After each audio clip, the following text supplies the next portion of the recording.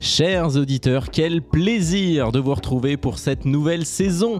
Pour cette rentrée, nous vous avions promis des nouveautés et en voilà déjà une avant même de commencer. C'est en effet sur mes épaules que repose la lourde tâche d'instaurer une nouvelle formule à ce podcast dont chaque épisode démarrera désormais par un édito parce que oui, on se prend carrément pour la radio. Et pour cette première de la saison 2, quoi de mieux que de parler du plus célèbre des extraterrestres car mes amis, oui, nous avons été gâtés. Cet été, le plus grand super-héros de tous les temps faisait son retour sur les écrans.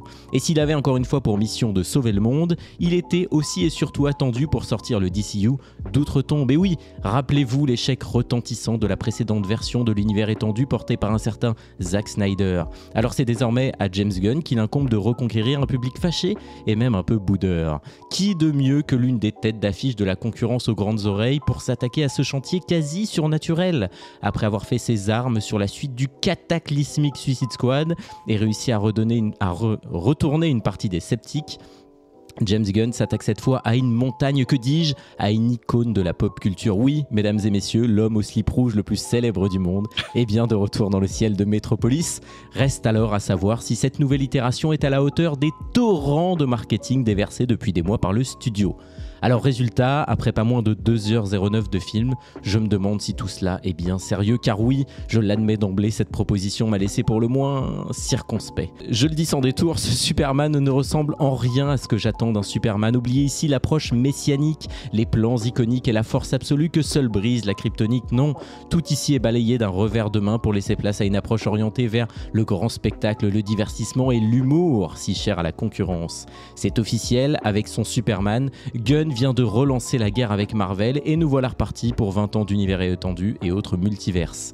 Et j'entends d'ici les cris insurgés des amoureux de Gunn, biberonnés au très réussi Gardien de la Galaxie, et je devine, sans même le regarder, les sourcils froncés de mon acolyte à ce micro, mais qu'importe, j'assume. Mais pourtant, même si j'ai pesté de voir ce Superman plus souvent fracassé que fracassant, même si j'ai secoué la tête une bonne dizaine de fois devant les traits d'humour aussi subtils que les lens flares de J.J. Abrams, et même si j'ai eu envie d'hurler quand le méchant a évidemment expliqué tout son plan au héros sans raison, et malgré ça, vous savez quoi ? J'ai passé un putain de bon moment. Ouais, tu m'as eu, James, avec ton Superman lumineux mais contesté, pas toujours héroïque mais tellement humain. Tu m'as eu avec ton approche politique que j'avais vraiment pas vu venir, et tu m'as eu surtout avec les yeux brillants et pleins d'espoir des gamins qui attendent de le voir arriver dans le ciel. Je m'avoue vaincu, James, au moins pour cette fois. Ouais, j'ai bien aimé ton film. Et même si ce que je dis semble pas hyper logique, ton film non plus, alors disons qu'on est quitte. Générique.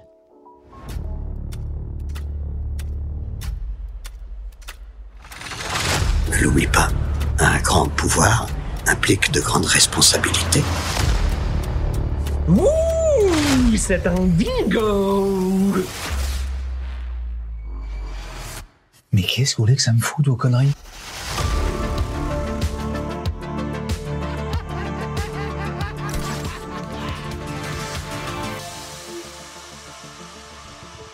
Tu me veux, je suis là. Bonjour à tous et bienvenue dans ce nouvel épisode de TTPQ. Salut Bastien. Salut. Non mais vraiment terrible édito. Comment tu veux pas que j'ai la pression pour les prochains épisodes? Le mec il annonce une nouvelle saison, il te sort l'édito d'une vie. Moi je suis là, je sais même pas encore comment je vais commencer à écrire un jour. Mais c'est pas grave, on est bien. C'était un très bon édito, même si quand t'as parlé du plus célèbre des extraterrestres, j'ai bien cru que t'allais parler d'E.T. Je me suis dit on n'a pas pris les mêmes notes sur le bon film là, je crois. Notons d'ailleurs que je vais voir E.T. au cinéma cette semaine. Voilà, la boucle est bouclée, on commence. Salut, voilà, c'était l'épisode le plus court de la série. Allez, c'est bon. Bon, écoutez, on est ravis de vous retrouver pour cette saison 2. Absolument. On a passé de très bonnes vacances. Des vacances extraordinaires, puisqu'à l'heure où on vous parle et où on enregistre, on n'est pas encore parti en vacances, mais on pense tellement à vous qu'on se dégage du temps pour vous. Voilà, exactement. Pour vous divertir d'avance. On avait déjà envie de reprendre et on avait surtout envie de tester ce nouveau format. Vous l'avez compris, on vous l'avait dit à la fin de la saison 1. On allait changer pas mal de trucs dans la saison 2. Et voilà, vous avez un aperçu. Alors vous nous direz si ça vous plaît les éditos. On va se les partager évidemment. Mais voilà, on est très content d'inaugurer ça. Et puis, vous l'avez compris, on va faire un truc qu'on fait pas souvent, c'est parler d'un film vraiment d'actualité. En tout cas, au moment où on l'enregistre, il sort aujourd'hui. Je peux pas vous dire mieux. On est le mercredi 9 juillet, on l'a vu hier. Et voilà, parce qu'on est vraiment des mecs qui foncent. On l'a vu hier avec ma charmante épouse. Voilà. Et on est dans l'actu ici. Alors non, ça sera pas ça à chaque fois. On va pas faire que des films qui viennent de sortir. Je crois que dire, ce sera pas ça à chaque fois. On va pas avoir des films avec l'épouse de Bastien tous les jours parce qu'il faut pas déconner non plus. Non, si, elle peut venir à chaque fois, il y a pas de problème. Mais surtout qu'elle a des analyses exceptionnelles. On en parlera tout à l'heure. On en reparlera. Mais voilà, on avait envie de parler évidemment de ce film-là parce que c'est un personnage qu'on est content de revoir à l'écran malgré tout. Et puis ça fait plaisir de parler d'un autre personnage que Batman, on va pas se mentir. Exactement. Donc voilà, on va essayer quand même ça de temps en temps de parler de films plus ou moins récents, ou en tout cas qui ont fait un petit peu l'actualité. Alors, on l'a dit, il y a pas mal de choses qui vont changer, donc ça va peut-être être un peu foutraque comme épisode, vous allez nous pardonner. Mais je vais quand même vous donner quelques infos sur le film. Donc Superman qui a été réalisé, vous l'avez compris, par James Gunn, qui est sorti donc le 9 juillet en France, qui sort le 11 juillet aux États-Unis. Ils ont toujours 2 jours de décalage avec nous, parce que ça sort le vendredi. Parce que c'est une exception française, hein, la sortie le mercredi. On est un des seuls pays au monde à faire ça, mais tant mieux. Bah oui, on les voit avant. De dire que le film dure 2h09, qu'il avait un budget de 225 millions de dollars, c'est quand même sacré joli budget. Alors on n'est pas aussi haut que certains très gros blockbusters. 225 millions, je m'attendais à beaucoup. Enfin, ça me paraît peu par rapport à la norme en général, parce que The Flash c'était 200 millions. Disons que c'est dans les standards de ce qu'on fait actuellement. Et là, 225 millions, c'est pas les mêmes effets spéciaux.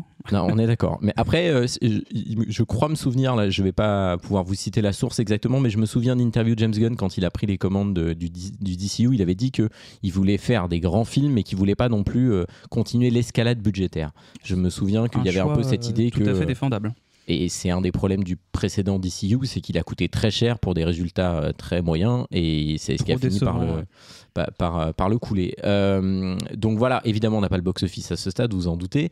Dire un petit mot quand même de la musique qui a été composée par John Murphy et David Fleming. Alors j'avoue que c'est pas des compositeurs que je connaissais avant de voir le film. On en reparlera peut-être un petit peu de la musique. Moi honnêtement je l'ai pas trouvée extraordinairement marquante, même si on est très content de retrouver des thèmes de John Williams évidemment. Ils sont retapés en fait, hein. Si c'est ça le point fort du truc, et au niveau de la musique, hein, je crois qu'il a retapé vraiment le thème original, Murphy. Ouais, et puis il n'est pas utilisé de manière abondante, et il est bien utilisé. John Murphy, si, excuse-moi, je me permets, parce que c'est vrai qu'effectivement le nom ne me parlait pas, mais il a fait quand même pas mal de petites choses sympas. Il a beaucoup travaillé avec Guy Ritchie, Arnaque, Crime et Botanique, Snatch. Il a fait les 28 jours plus tard de Danny Boyle, et 28 semaines plus tard aussi.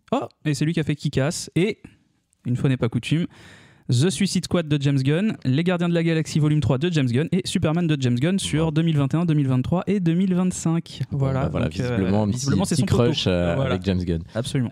Donc voilà, ce qu'on peut vous dire sur ce film-là, c'est peut-être un des plus gros films de l'année en termes d'attendu en tout cas. C'est un des 3 gros blockbusters de l'été. On peut citer Jurassic World et Les 4 Fantastiques. C'est ça, le dernier Jurassic World. Qui sont les gros films de l'été, comme le veut la tradition hollywoodienne. Mais voilà, c'est un film qui était très très attendu. On vous dit au moment où on enregistre, nous on n'a pas du tout de recul sur le retour critique et sur les chiffres, mais on va vous livrer notre avis à nous, et c'est a priori pour ça que vous écoutez, donc tant mieux. Et on va commencer par une première question. Alors là aussi c'est un cas particulier parce qu'on a vu le film ensemble. C'est la première fois depuis qu'on fait le podcast que c'est un film qu'on regarde ensemble. On a été le voir au ciné, hein. C'est aussi un cas assez exactement, spécifique, donc hein, pour le coup. C'est un cas particulier. Mais voilà, on s'est dit aussi qu'on allait réfléchir à pourquoi est-ce qu'on a choisi ce film, et finalement je vais te poser la question un peu différemment. Pourquoi est-ce qu'on a eu envie de parler de Superman ? Tout simplement, alors au-delà de la vanne de parler de quelqu'un d'autre que Batman, que j'adore, c'est parce que on a beaucoup accroché à l'époque avec le Superman de Snyder. Alors pas forcément dans Man of Steel, mais en tout cas dans la Justice League version Snyder Cut, et en ce qui te concerne beaucoup plus que moi sur le Batman vs Superman qui était sorti avant. Et parce que c'est un héros quand même qu'on aime beaucoup, même si on en parle moins. Qu'il a moins compté, je pense pouvoir le dire, dans nos vies respectives que Batman ou Spider-Man en ce qui me concerne. Mais c'est, voilà, moi je suis un grand fan de Smallville. C'est vrai que j'ai pas beaucoup regardé les films avec Christopher Reeves, hein, mea culpa en ce qui me concerne, mais c'est le cas. Et voilà, moi j'adore Smallville. J'aimais beaucoup Lois et Clark, même si avec le recul c'est quand même... parce que c'est pas foufou, mais c'est pas grave, c'est comme ça.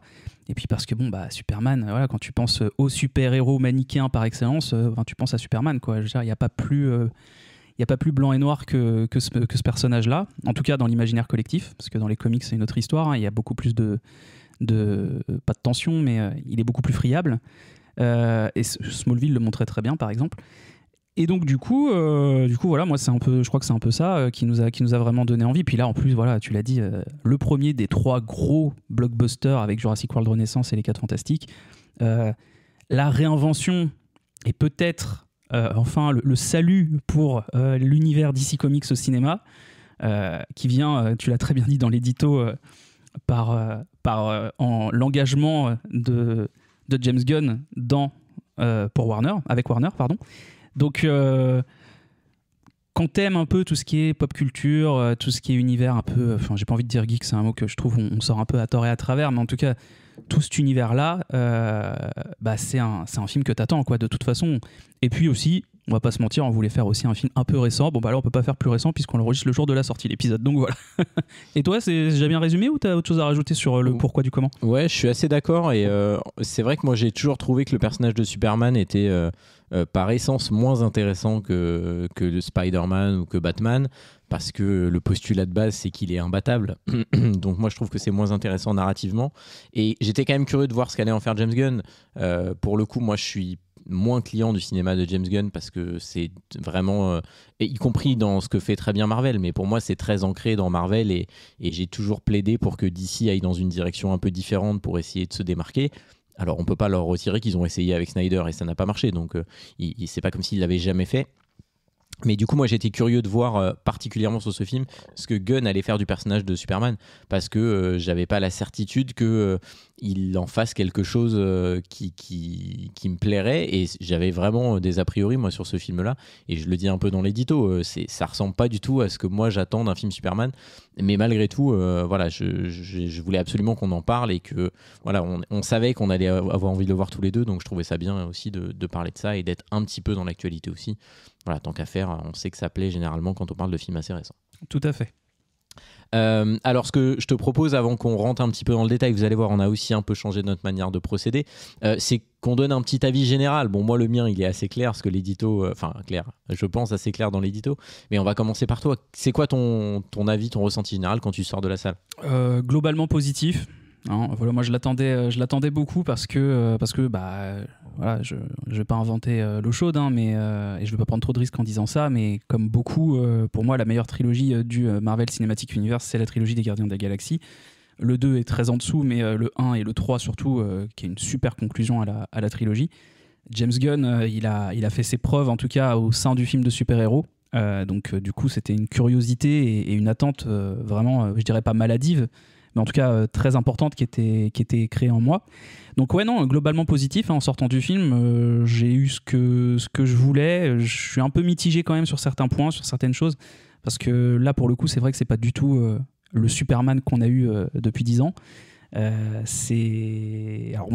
fallait s'y attendre, ils pouvaient pas faire autrement, et quand je dis il, c'est Warner ne pouvait pas faire autrement, et James Gunn non plus forcément, mais même s'il a l'air d'avoir quand même je dirais pas carte blanche, mais carte grise en tout cas. Le fait est que Warner pouvait pas faire autre chose que de se démarquer complètement de ce qui faisait tout l'intérêt de la Snyder Cut, à savoir sa vision très sombre, très esthétique aussi. Encore une fois, on l'a vu dans la version longue de Justice League, hein, parce que la version normale est complètement différente. Mais voilà, donc non, globalement positif, un peu mitigé sur certains choix, mais je pense que ça porte une vision, la vision du réal là pour le coup. On y reviendra, je pense, un peu plus en détail après, de toute façon. Mais voilà, le fait qu'il n'y ait pas de présentation de l'origin story, c'est un choix qui pour une fois est complètement assumé, mais qui est même jusqu'au boutiste, et ça fait du bien. Je trouve que le film apporte un vent de fraîcheur sur ce que fait DC au cinéma depuis avec le Snyderverse, on va dire. Mais voilà, mitigé parce qu'il y a vraiment certaines choses que j'ai moins aimées, notamment sur la personnalité du héros. Et le problème, c'est que je disais que James Gunn ramène vraiment tout ce qui faisait son succès sur les films Marvel, mais ça vient aussi avec tous les défauts et tout ce qu'on ne supporte plus, je pense, aujourd'hui, ou qu'on a beaucoup plus de mal à entendre sur les films de super-héros Marvel aujourd'hui, c'est-à-dire vraiment déjà, tu l'as un peu mentionné dans l'édito, mais l'humour, c'était trop, too much. Et puis bon, il y a un problème, on en a un peu parlé, parce que du coup, il faut que vous sachiez qu'on s'était dit, ok, on va le voir ensemble, mais on ne pourra rien se dire en sortant du film, parce que du coup, le but de TTPQ, c'est aussi qu'on découvre la vie de l'autre en direct. Mais le seul truc dont on a parlé, c'est un gros problème aussi. Oui, c'est très frustrant. Et le seul truc dont on a parlé, c'est les scènes post-génériques, et ça aussi, c'est un gros problème. Donc bon, voilà. Mais il y a plein de choses à dire. J'y reviendrai, je pense, au fur et à mesure du fil de la discussion. Oh, c'était très long comme expression. Je crois que j'en ai mélangé deux, m'en voulez pas. Mais voilà. Bon, et toi alors, du coup, ton avis, parce que j'ai plutôt compris, comme tout le monde, sur l'édito, hein, mais s'il te plaît, détaille un peu. Je reviens juste sur un truc que tu as dit avant, sur le fait qu'on voit pas l'origin story de Superman. James Gunn, il a donné une interview quelques jours avant la sortie du film Times, et il a dit il y a 3 choses que je ne veux plus jamais voir au cinéma, c'est sur les super-héros, c'est la mort des parents de Batman, l'araignée radioactive qui mord Spider-Man, et voir le bébé Kal-El venir de Krypton dans une petite fusée pour bébé sur la Terre. Et je te rejoins, moi pour le coup je trouve ça bien. Moi j'ai plutôt aimé ce côté-là. C'est très assumé effectivement, parce qu'on n'en parle pas de l'origin story. On parle même pas du tout de son enfance, parce qu'on aurait pu éventuellement avoir des choses là-dessus. C'est évoqué très vite fait dans une scène, mais c'est pas du tout central. Oui, c'est assez subtil, hein. Et donc en fait il démarre son film avec un Superman qui est déjà établi, et moi j'aime plutôt ça, et dans un genre très différent d'un point de vue de la réalisation. Mais The Batman faisait ça aussi, c'est-à-dire qu'il démarrait pas avec on redémarre pas, on nous remontre pas tout, il est déjà là, il existe, et on nous pose le contexte. Donc ça, moi je trouvais ça plutôt bien. Après voilà, moi j'ai un avis je pense un peu plus mitigé que toi. Il y a quand même des choses que j'ai bien aimées, c'est-à-dire que j'ai vraiment eu le sentiment de regarder un comics. Et c'est marrant parce que j'ai eu exactement le même ressenti quand j'ai vu BVS, la version Ultimate, et la Snyder Cut de la Justice League, mais pour des raisons différentes. Parce que ces films-là, ils sont beaucoup plus contemplatifs. Il y a des ralentis à gogo, là il n'y en a pas du tout. Enfin, on est quasiment pas. Il y a une scène où il y en a un ralenti quand il sauve un gamin, je crois. Oui, c'est ça. Je crois qu'il doit peut-être en avoir 2-3 maximum, mais ils sont vraiment distillés. C'est très subtil, encore une fois. Il y en a très peu, c'est pas Snyder. Mais pour le coup, j'ai vraiment eu l'impression de lire un comics hyper moderne, en fait. Ça va vite, c'est hyper coloré, c'est très lumineux. Il y a effectivement de l'humour, et c'est un truc qu'on retrouve aussi dans les comics. Enfin, voilà, j'ai vraiment eu cette impression-là. Je pense que Gunn, il adore le matériau original, ça on peut pas lui enlever. Et du coup, il va à fond dans son truc. Moi, c'est pas nécessairement ce que j'ai envie de voir d'un Superman, parce que pour moi, c'est un super-héros qui, de par le fait qu'il soit surpuissant, mérite un traitement un peu différent des autres.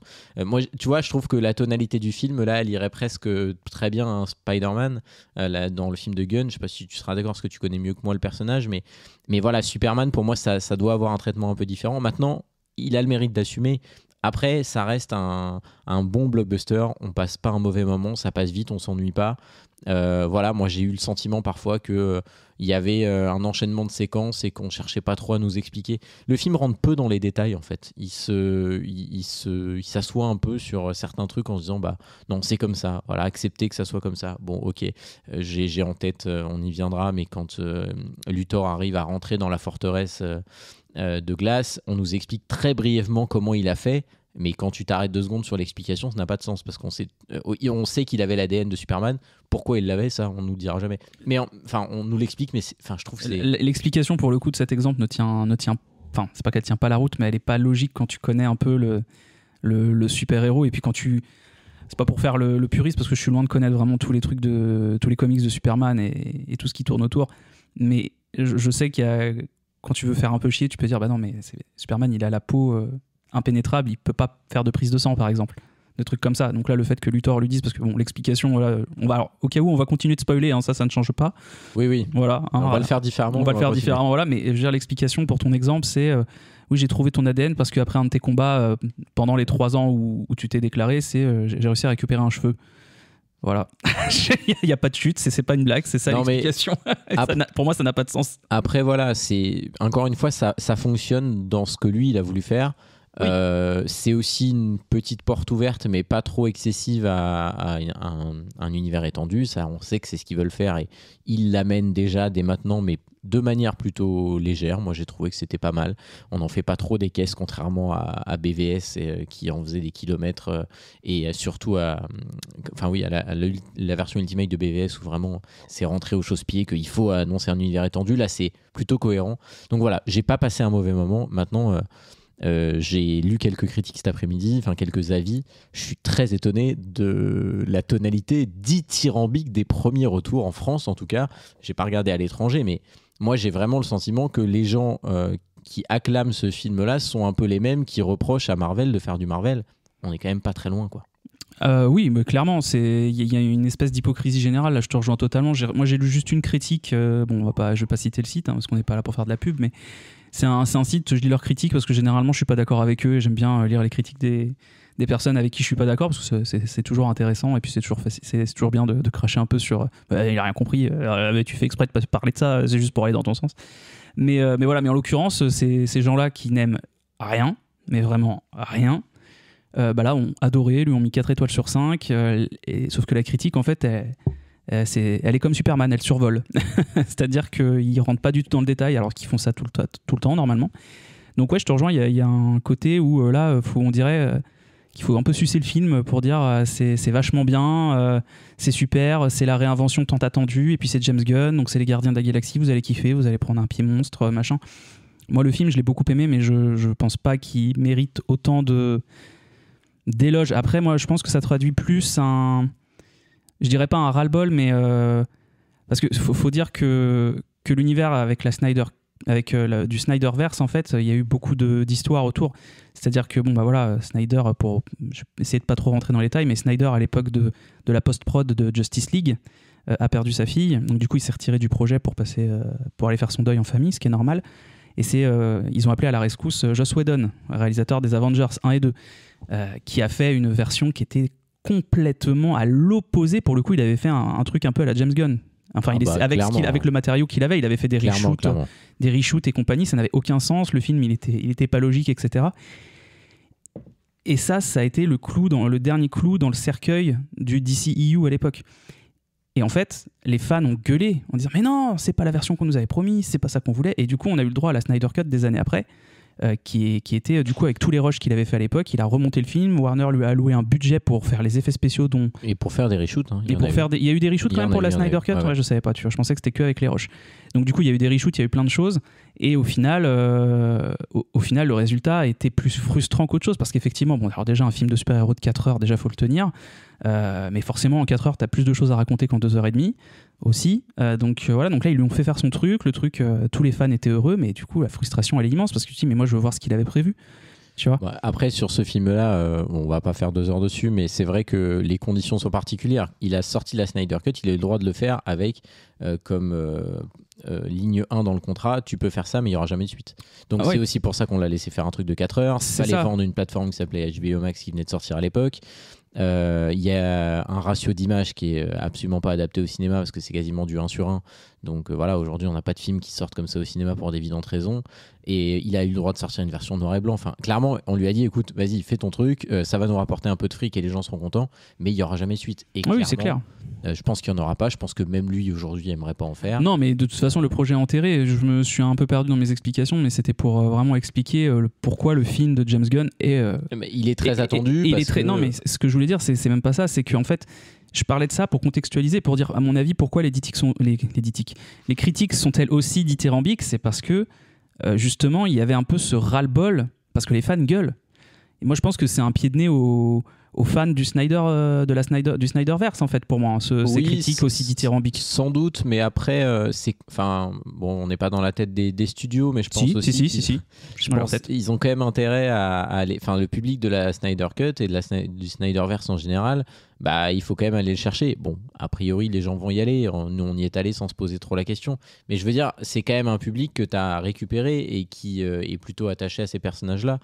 Comme il y a un public qui est attaché à Marvel et qui va voir à peu près tout ce qui sort, même s'il y a des choses qui sont plus ou moins réussies. Alors, il y a des trucs très bien dans Marvel, tu l'as dit, les Gardiens des Galaxies, c'était top.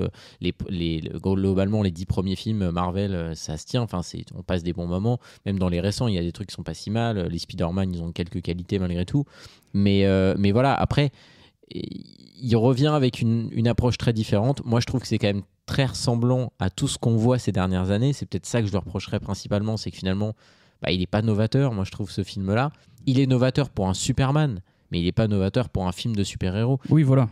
Et du coup, j'en sors en me disant, oui, j'ai passé un bon moment, c'est ce que j'ai dit. Mais dans 2 mois, j'aurais oublié ce film, je pense. Oui, je me suis fait aussi la réflexion, hein, pour être tout à fait honnête. Moi, le fait est que j'ai passé un bon moment aussi, mais je l'ai trouvé très générique et le choix qui a été fait de faire un truc qui tranche complètement avec ce qui avait été fait précédemment, c'est aussi à la fois sa plus grande force, mais son plus grand défaut, c'est que du coup, le film, là, il a aucune identité, que ce soit visuel, que ce soit narratif, que ce soit en termes de mise en scène ou quoi que ce soit, même en termes d'effets spéciaux. Les effets spéciaux, t'as rien de novateur. Après, on est à une époque où c'est difficile de faire des effets spéciaux extrêmement novateurs, mais ce que je veux dire, c'est qu'il n'y a pas de... T'as pas de choc, en fait. Il y a aucune... Et puis, en plus, tu vois, le fait qu'il n'y ait pas d'origine story, qu'il y ait un contexte qui est déjà acté et qu'on ne t'explique rien, en fait, t'as aucune émotion, tu ressens rien. Moi, j'ai rien ressenti pour les personnages. C'est-à-dire que des fois, t'as des films de super-héros qui sont aussi génériques que ça, mais il y a toujours un truc qui te fait kiffer, un truc qui te fout le frisson, tu vois, qui te fout la peau de poulet. Et là, en l'occurrence, pas du tout, quoi. Tout tombe un peu à plat. Moi, très honnêtement, j'ai adoré l'interprétation de Lex Luthor. Pour le coup, je trouve que c'est peut-être le gros point fort du film, en ce qui me concerne. Alors, c'est vrai que j'ai pas cité le casting, mais on se trouve... je vais mal réussir à prononcer le nom de famille de l'acteur qui joue Superman, donc je vais te laisser le faire.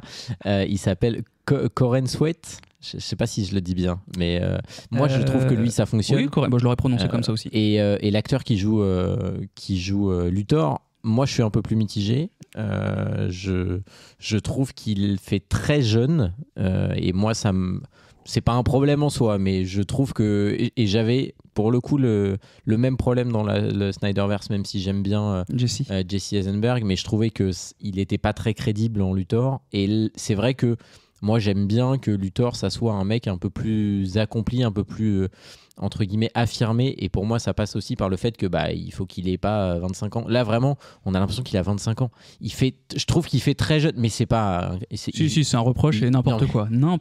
Après il joue bien. Elodie sort de ce corps, n'importe quoi. Elodie, c'est pour toi. Non mais vraiment moi j'avais volontairement j'ai vu qu'un trailer, après j'ai arrêté de tout regarder. Et vraiment, là, du coup, j'avais plus trop en tête son visage. Je me suis dit, ouais, quand même, il fait très, très... En fait, je trouve vraiment qu'on dirait qu'il a 25 ans. Non, mais... Et du coup, j'aurais bien voulu voir un acteur un peu plus vieux. Et en fait, mais c'est tant mieux pour lui, il a le visage tellement lisse que vraiment, on dirait un bébé, quoi. Et voilà. Quand je dis Elodie sort de ce corps, c'est pas pour rien, parce que c'est la deuxième chose qu'elle nous a dit, parce qu'elle avait le droit de parler de son ressenti. C'est la deuxième chose qu'elle nous a dit en analyse. C'est la première, bon, on va la dire après, on la garde un peu pour la fin. Et la deuxième, c'était, puis alors Luthor, on dirait un bébé. Machin, et lui il sort la même chose. Vraiment, mais m'énerver tous les deux, n'importe quoi. Mais après tout le monde joue bien là-dedans, il faut le reconnaître, ça fonctionne bien. Je sais que tu aimes beaucoup l'actrice qui joue Lois Lane, et voilà, on comprend pourquoi. Rachel prochaine, c'est pas pour ça, mais elle c'est pas joue que très pour bien. ça, c'est pas que pour ça, c'est parce que Rachel Brosnahan, je l'aime beaucoup, on va dire Rachel. Wow. Rachel joue dans une série merveilleuse et incroyable que je ne saurais que trop te et vous conseiller. C'est l'incroyable Miss Maisel. C'est absolument génial. Donc voilà, foncez regarder, c'est sur Amazon Prime, mais c'est super.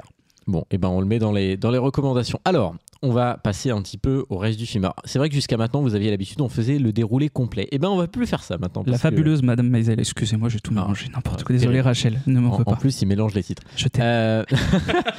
Le message est passé. Elodie, si tu nous entends. Il a encore temps d'annuler le mariage. Alors, non. Forcé alors qu'il est toujours pas marié, le mec. Incroyable. On disait que jusqu'à maintenant, on faisait le déroulé du début à la fin. On va un petit peu changer la formule aussi. C'était une volonté de notre part pour faire des épisodes un peu plus courts. C'est aussi une idée. Bien sûr. On les mesure pas, on se donnera pas un temps référence, mais on a aussi envie de faire ça pour que ce soit un peu plus accessible.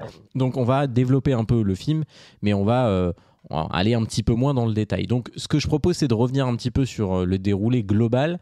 Donc on l'a dit, le film démarre d'abord sur 3 panneaux qui nous explique il y a 3 ans il est arrivé. Il y a ça commence même à 3 siècles, je crois. Voilà, il y a 3 siècles il y a eu ça, il y a 30 ans il est arrivé sur Terre, C'est ça. il y a 3 ans il est devenu Superman grosso modo. Il s'est déclaré en tant que tel, ouais. Voilà, et il y a 3 minutes il vient de se faire maraver la gueule, pour la première fois il a perdu un combat. C'est ça, tout à fait. Et donc le film démarre sur lui qui s'écrase face contre terre, enfin face contre neige pour le coup, puisque c'est dans la forteresse de glace. Notons que ça a été tourné en Norvège, ces plans-là d'ailleurs, voilà pour la petite info. Et c'est les premiers plans qui ont été tournés. C'est assez rare qu'un film se tourne dans l'ordre chronologique, mais ils ont commencé par tourner le début, pour une fois. Et donc le premier plan, c'est littéralement Superman qui est explosé par terre, qui a la tête en sang, etc. Et qui peut plus bouger en Et plus. qui est vraiment au bout du rouleau. Et donc, moi déjà, ça, j'avais entendu quelqu'un, je crois que je vais citer, parce que c'est Durandal qui avait dit ça et je partageais ça, dire que, dire que c'est vrai que Superman, pour moi, c'est une figure qui est un peu indestructible.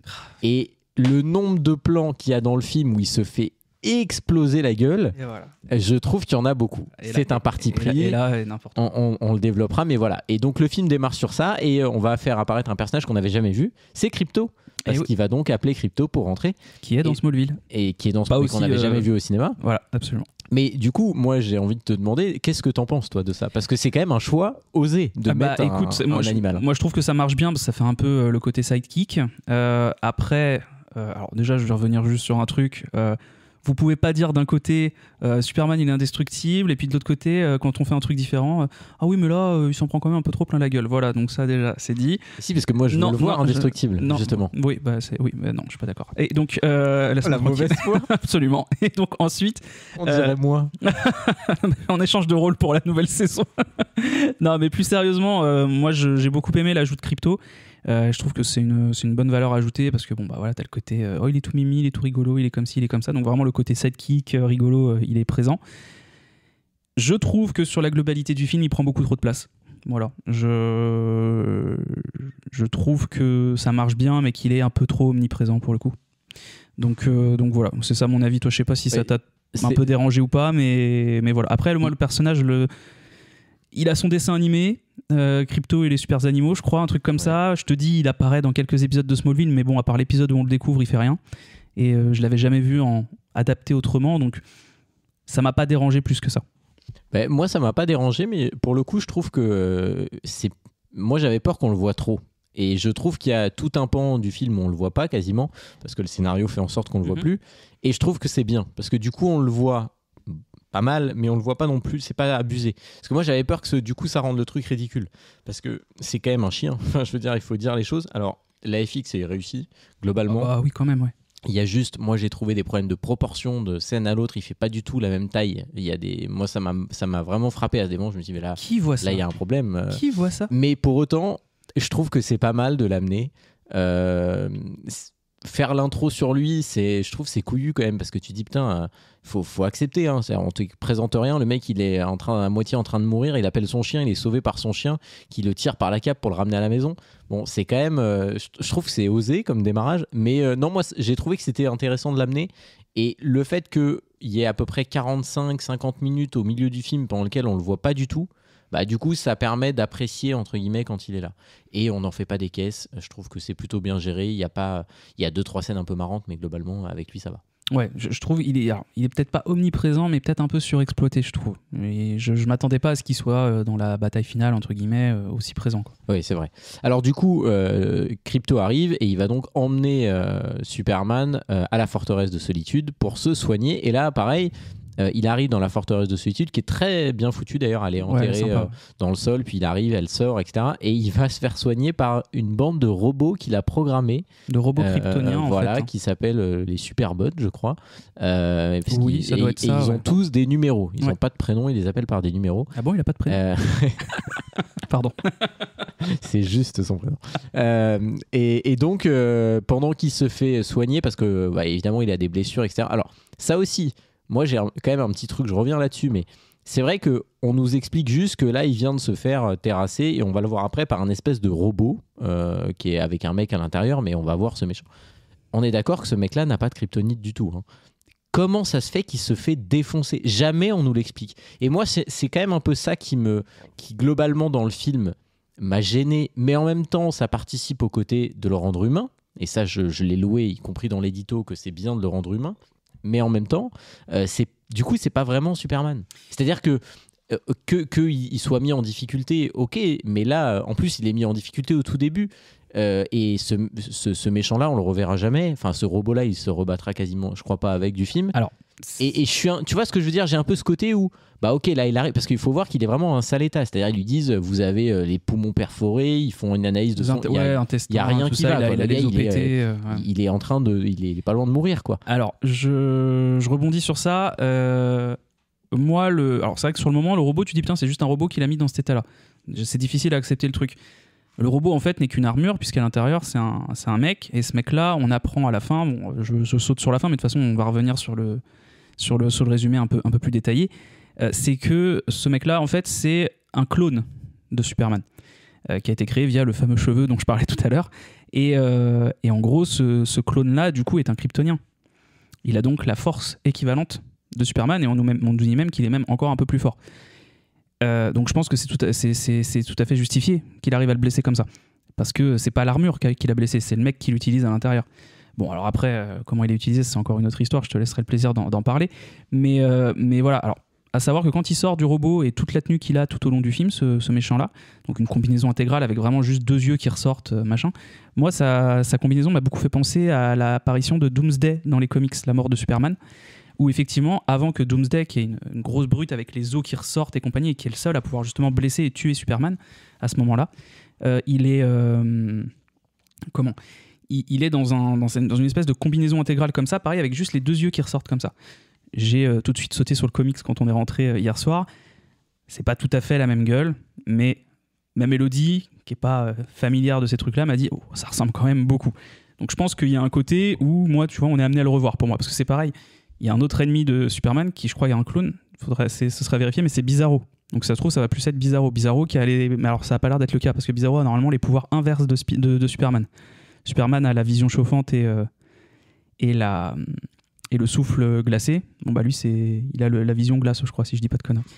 Mais bref, je m'égare un peu. Ce que je veux dire, c'est que je pense que c'est logique, puisque à la fin, on apprend que c'est un clone de Superman, donc c'est donc un double qui a la même équivalence. Donc. Et moi, tu vois, le fait qu'il n'y ait pas de kryptonite dans le film, je trouve que c'est un des super points forts du truc. C'est que justement, t'y crois. Regarde, quand il se tape contre le kaiju, on y reviendra, il n'est pas blessé, il a rien. Et pourtant, il se prend des mandales. Hein.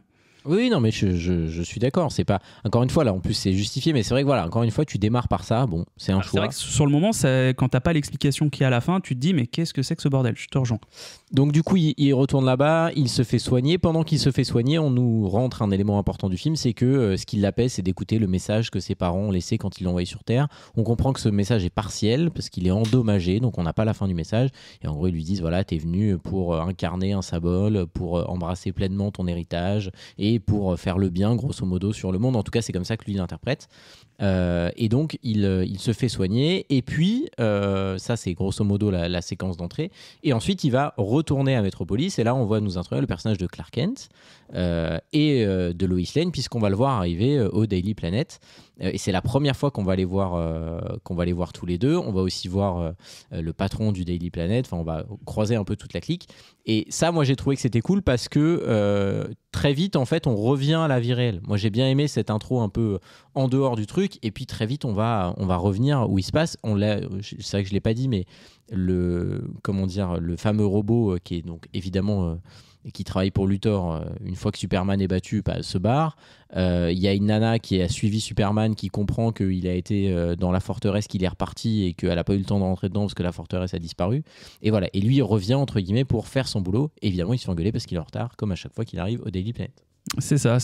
Tout à fait. Et à ce moment-là, on nous présente, tu l'as dit, à toute l'équipe du Daily Planet, dont Jimmy Olsen, le fameux, qui a un rôle un peu sympa, je trouve. Je suis d'accord. J'ai vraiment bien aimé, et puis j'aime bien la gueule du mec, je trouve qu'il colle vraiment bien en perso, et à l'image que j'en avais en tout cas. Et suite à ça, ce qui se passe, c'est que en fait, on comprend que Clark en fait s'interviewe lui-même pour faire ses papiers. C'est la première fois qu'il a un papier en première page, donc on va avoir l'occasion d'avoir les félicitations de ses parents adoptifs, donc les Kent, qui vont l'appeler et on va aller découvrir la version là, qui est pareil, une version complètement à l'opposé de ce qu'on a pu voir avant, même dans Smallville. Là, je les ai trouvés, le peu qu'on les voit, les parents Kent, je trouve qu'ils ont l'air très concons quand même. Mais bon, c'est vraiment le cliché des campagnards, quoi. C'est assez terrifiant, mais bon, ça marche bien, ça marche quand même bien. Donc voilà.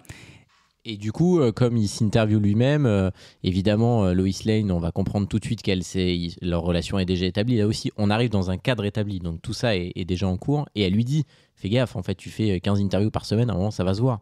Et il dit, non, mais j'ai le truc des lunettes. Et ça, c'est un petit détail que j'ai bien aimé dans le film, parce qu'un peu plus tard, ils reviennent là-dessus et ils justifient. Et ça, pour le coup, moi, ça m'a fait plaisir, parce que ça reste quand même un des trucs les plus ridicules de l'univers super-héros. C'est-à-dire, le mec met des lunettes, personne ne le reconnaît. Bon, moi, quand je mets des lunettes, tout le monde me reconnaît. Dieu sait pourtant que je mets des grosses lunettes de soleil, mais on me reconnaît très bien. Des lunettes de ski, Guillaume. Des lunettes de ski, mais c'est pas des lunettes de soleil, calmez-vous. Mais non, mais c'est vrai, j'ai trouvé ça bien, parce qu'en gros, il s'explique que quand il met ça, ça change la perception des gens quand ils le voient. Il y a une espèce de. En gros, ça serait des lunettes c'est magique. Ouais, voilà, c'est un peu des lunettes hypnotiques, ils nous disent, si je dis pas de conneries. Voilà, et ça, j'ai trouvé ça pour le coup très cool. Donc, on les voit tous les deux, on comprend qu'il y a relation et que, bah voilà. Ça fait 3 mois. Ça fait 3 mois. Et donc. Assez vite derrière, on nous présente en parallèle, parce qu'on nous présente un peu sa vie, mais on nous présente aussi un truc en toile de fond, c'est un espèce de conflit géopolitique. Et en fait, Luthor, on comprend que lui, il mène une fronde contre Superman, et ce qui est assez intéressant, moi j'ai trouvé, c'est que souvent Lex Luthor, c'est un personnage qui est montré comme il veut juste de l'argent. Enfin, grosso modo, c'est un peu ça qui l'intéresse. Là, dans ce truc-là, alors je les partage évidemment pas, mais pour le coup, il agit aussi par conviction. Parce qu'il est profondément convaincu que Superman est un problème pour l'humanité. Et le film, alors, il y a peu de retours encore aux États-Unis, mais il commence à y en avoir. Le film est beaucoup critiqué aux États-Unis pour ça, parce que, en fait, il y a un vrai parallèle entre ce film-là et ce qu'il traite et l'acceptation des étrangers en général. Superman, c'est un immigré par définition, il vient carrément d'une autre planète. Je crois que c'est des gens qui travaillent sur l'équipe, c'est ce qu'ils ont dit. Exactement. Et lui, on sent vraiment travaille sur le film, pardon. On sent vraiment que lui, il a peur en fait. Et il se dit, bon, parce qu'il a des pouvoirs machin, il peut prendre le pouvoir à tout moment, il n'est pas contrôlable. Et donc lui, son obsession dans le film, c'est d'avoir l'autorisation du gouvernement de le récupérer et de le tuer en fait, de le mettre hors d'état de nuire. Et moi, j'ai trouvé ça intéressant parce que pour une fois, il a autre chose qu'une motivation de je suis méchant. Il a une conviction qui est. Enfin voilà, on en pense qu'on veut. Moi, je la partage pas du tout, évidemment, mais je veux dire, j'ai trouvé ça intéressant de lui donner une motivation entre guillemets sincère. Oui, mais carrément. Mais moi, je te dis, c'est pour ça que je trouve que le Lex Luthor est extrêmement bien caractérisé. Il est extrêmement bien incarné. Encore une fois, au-delà de la vanne, je vous rejoins pas du tout sur le côté. Il fait bébé, etc. Moi, je trouve qu'il a. En fait, ils ont fait le choix de faire un Superman et un Lex Luthor qui ont à peu près le même âge. Et moi, je trouve que ça fonctionne vraiment bien, en fait. Justement, tu te dis, ils sont de la même génération, donc ça les rapproche. Smallville avait fait un peu ça, même si c'est vrai que le Lex de Smallville est déjà plus âgé que le Clark de Smallville. Mais tu vois, dans Smallville, je trouve qu'il fait quand même vachement plus jeune, le Lex, puisqu'on le voit sur ses jeunes années. Là, je trouve qu'il est établi, il est en costard, il est homme d'affaires, tu sens qu'il a sa place au Pentagone et compagnie, il a ses entrées. Moi, je trouve que ça fonctionne vraiment très très bien. Et au-delà de la peur des étrangers, enfin, etc., qui est sous-entendu par le personnage de Luthor, ce qui est aussi, moi, le parallèle que j'ai vu, c'est le parallèle avec la guerre en Ukraine.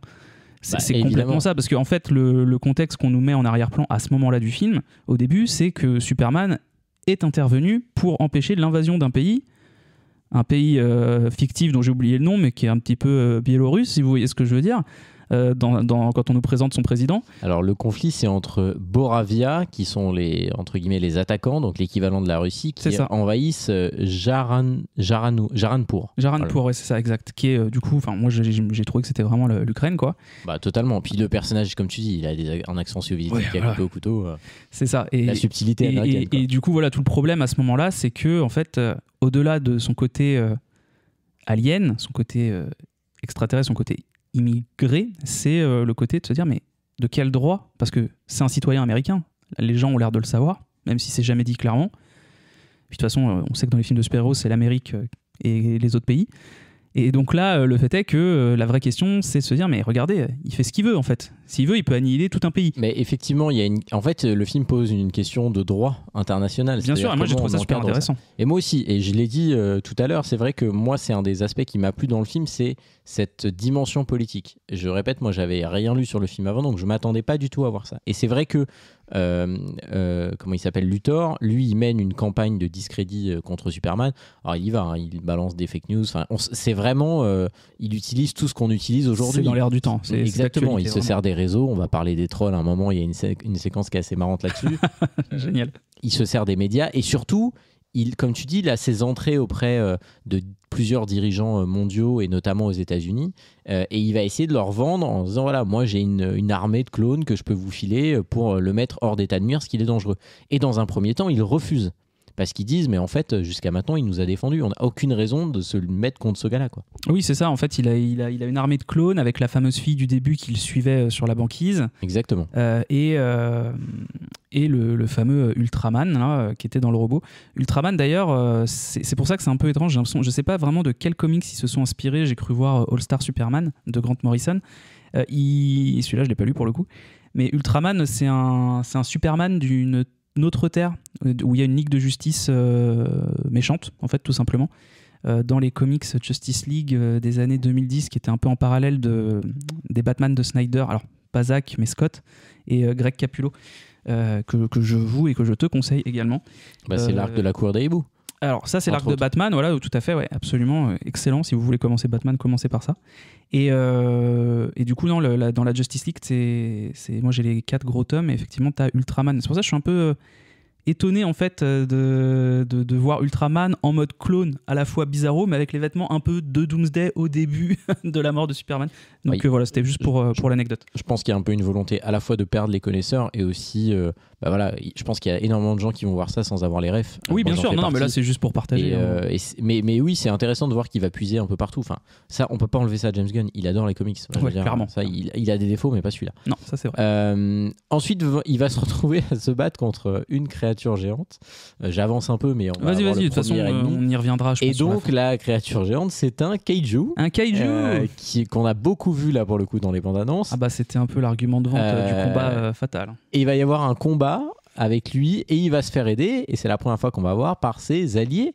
Oui, finalement. Ce film, finalement, il y a Superman, il n'y a pas que lui. Il y a plusieurs alliés avec lui. Il y a Green Lantern, dont on aura l'occasion de parler parce que le personnage est très marrant. Il y a Hawkgirl, que moi j'ai trouvé super bien fait. J'ai vraiment adoré, et le chara-design et le personnage. Et Mister Terrific, qui sont pas forcément, en dehors de Green Lantern, les alliés les plus connus de la Justice League, mais je trouve ça intelligent d'avoir mis cela, parce que justement, ça reste un film Superman, et même si ça nous installe l'idée qu'il y aura une suite avec d'autres personnages, bah, ça n'arrive pas tout de suite. Et j'ai trouvé que ces personnages-là, ils étaient bien, et on les voit dans ce combat, et en vrai, ça marche bien. Moi, je trouve que de les voir les 4 ensemble, c'est cool. Oui, ça marche vachement bien. Et puis, tu l'as dit, c'est des personnages qu'on n'a pas l'habitude de voir. Mister Terrific, je l'avais vu dans les adaptations, dans la série de la CW, à l'époque, avant que ce soit fermé, où il y avait The Flash, Arrow, j'ai oublié le nom des 2 autres séries, il y avait Supergirl et la dernière, je l'ai pas en tête, c'est pas grave, on s'en fiche. Mais en gros, Mister Terrific était dans Arrow. Et j'ai jamais compris ce personnage, il m'a toujours saoulé, mais là je trouve qu'il récupère un peu ses galons, quoi, parce que j'ai trouvé qu'il était vraiment bien interprété. C'est un peu le geek de la bande, on peut dire. Oui, c'est ça. Il est interprété par Eddie Gategui, que je connaissais vite fait de tête, mais je sais plus dans quoi je l'ai vu. Juste un petit point casting. Donc Green Lantern, c'est l'interprétation par... son alter ego là, qui nous est montré, c'est Guy Gardner. Il est interprété par Nathan Fillion, un habitué également du James Gunn-verse, on va dire. Un copain, d'ailleurs, on n'a pas dit, mais le Jor-El, le père biologique, quand il est montré, c'est Bradley Cooper, hein, qui est venu par pure amitié le faire. Exactement. Voilà, on ne voit pas beaucoup, mais il a quand même une utilité. C'est ça, absolument. Et comment elle s'appelle ? Isabella Merced, qui joue donc Hawkgirl, qui est... alors elle, pour le coup, si vous ne la connaissez pas, c'est celle qui a joué dans l'adaptation live de Dora l'exploratrice. Voilà, il fallait que je le place, c'est placé. Coup dur pour Guillaume. donc voilà. Mais oui, non, ça fonctionne super bien. C'est vrai que le combat... c'était sur ça que les premiers trailers se sont vendus. Il y a une vraie synergie, en tout cas, sur les 3 de cette un peu petite Justice League. On aura le temps d'y revenir aussi. Mais tu sens que Superman ne fait pas partie de leur team. Ça nous est dit clairement, et lui il veut pas du tout traiter le problème de la même manière. Et eux ont l'air d'être installés. C'est ce qui a été dit dans les cartons du début, hein, quand on disait il y a les 3 siècles, il y a machin. En fait, il y a 30 ans, si je dis pas de conneries, quand il y a le il y a 30 ans, c'est il y a 30 ans, les méta-humains ont été découverts ou quelque chose comme ça. Oui, ils ont été acceptés par la société, voilà, c'est ça. Reconnus, et donc ils forment un groupe. Alors il va y avoir un running gag tout au long du film sur comment on appelle le groupe. Évidemment, il ne s'appellera jamais Justice League. On prend des arrois de Guillaume. Il va avoir plein de noms. Oui, moi je le dis tout de suite, pour moi les scènes post-génériques ça allait être ça, ça n'a pas été ça. On en parlera de ces scènes qui ne servent à rien. mais voilà, donc ils vont se battre contre ce kaiju qui est plutôt balèze, hein, parce qu'au début c'est un tout petit truc et on comprend que plus il mange, plus il grandit, grosso modo. Alors je sais pas ce qu'il a mangé, mais en tout cas en une nuit il a pris 4-5 mètres. Hein, exactement, même plus que ça, parce qu'à la fin il est plus grand que les immeubles, hein, donc il fait, allez, voilà, prends ça dans ta 80 gueule, Bastien, mètres. Hein. Toi qui n'es pas du tout physionomiste. C'est-à-dire que si l'immeuble fait 6 mètres, on met pas grand monde dedans. Allez, reprends ça dans ta gueule, Bastien. C'est parti, mon kiki. Non, mais du coup, ils vont se battre avec lui, et c'est vrai que ils ont du mal parce qu'on nous fait comprendre qu'il a la peau hyper épaisse, donc ils n'arrivent pas à le transpercer. Ils essayent des trucs avec ses yeux et tout. Bon, au final, évidemment, ils arrivent à le battre. Mais en fait, ce qui est marrant, c'est que ce truc dure 5 minutes dans le film, alors qu'on attendait à ce que ça soit un gros truc. Et là, on va devoir citer les grands auteurs. Et voilà. Elodie, on sait que tu nous entends, mais elle a eu sans doute la meilleure analyse du film possible. Là, ce qui va suivre, ça a été sa réaction seconde 1 après la fin de la deuxième scène post-générique. Vous imaginez, les lumières s'allument, fin de la scène post-générique, on se regarde, t'en as pensé quoi ? Bah dis donc, pourquoi ils ont fait un jouet du kaiju qu'on voit 2 minutes ? Bon, et ben, est-ce qu'on peut lui donner tort ? Bah non. Non, on peut pas lui donner tort, mais à un moment donné, je veux dire, voilà. Non, mais il y a des limites. Franchement, bon, ça nous a fait. Non, mais c'est extrêmement drôle. Mais au-delà de ça, moi je trouve ça bien d'avoir ce type de méchant dans ce film-là, parce que là, pour le coup, on n'a pas l'habitude d'en voir. Dans les films américains, les kaiju, c'est très culture asiatique. Et là, je suis content qu'on amène ça. Ça amène un truc marrant. Par contre, encore une fois, on ne sait pas vraiment d'où il sort. Si ce n'est que c'est Luthor qui l'avait. Voilà, mais on ne sait pas d'où il le tire. Enfin, encore une fois, on nous pose ça là, ça fait une séquence un peu sympa et puis basta. Cette séquence va aussi servir à introduire un personnage qui va avoir une petite utilité. C'est qu'à un moment, Superman, une fois encore, se fait démolir la gueule. Donc il est 6 pieds sous terre et c'est un mec qui vient le relever.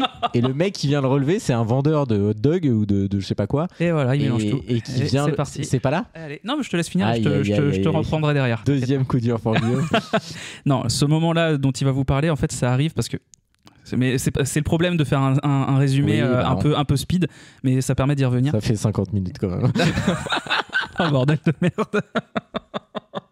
Oubliez ce qu'on a dit sur la durée. Hein. C'est pas dit qu'on y arrive. On va essayer, on va faire plus vite. Le personnage dont parle Guillaume, bon, c'est vraiment pour chipoter, mais c'est pas au moment du kaiju, c'est au moment où en fait, après qu'il se soit fait soigner dans la scène d'intro, il retourne se battre une première fois contre le robot. À ce moment-là, le robot le renvoie par terre.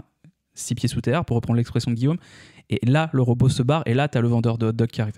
Au moment du kaiju, le kaiju en fait il va juste sauver avec le fameux ralenti la petite fille, et il va être sous terre, très beau plan, et c'est tout. Mais oui, il va être sous terre, ressortir, il va ressortir et compagnie. Voilà. Bon, ils vont finir par le battre, le kaiju, et on va pouvoir passer à autre chose. Et pendant qu'il se bat, il y a quand même un truc important, c'est que Luthor et elle s'appelle Spica, je crois, la fille qui est avec lui, ils vont réussir à rentrer dans la forteresse. Alors, on va apprendre après qu'il avait l'ADN, oui, c'est super. Moi, la question, c'est l'ingénieur. T'as l'ADN pour ouvrir la porte, je veux bien, mais comment t'as fait sortir le bazar de terre ? Ça, on nous le dira jamais.